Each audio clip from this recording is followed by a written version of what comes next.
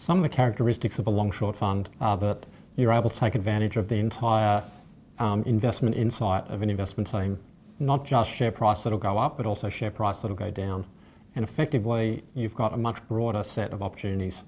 Secondly, in a market sell-off or a market crash, shorts provide an opportunity to make profits during a difficult time, which a long-only fund doesn't have.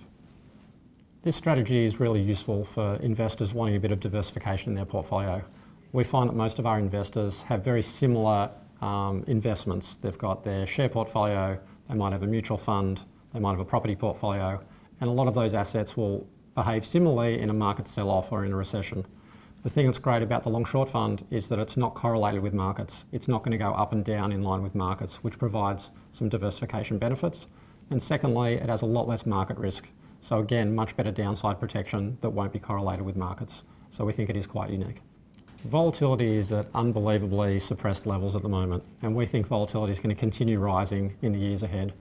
And the reason for that is that central banks have been buying about $1.5 trillion of assets, bonds and equities, every year for the last 8 years. In total, $12 trillion of assets are being bought.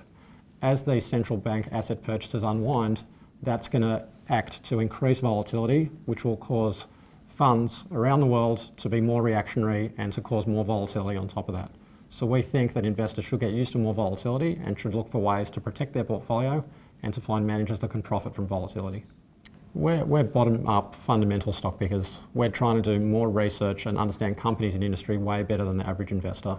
And what that means is sometimes you find an opportunity where you think the share price is going to go up a lot and you're able to go long. And there are other stocks and sectors at the same time that you think are going to perform really badly and you can short those stocks. So we're able to make money on both the long and the short side at the same time. And even if the market doesn't move, we're still able to make good profits and manage risk by not having a huge amount of market exposure.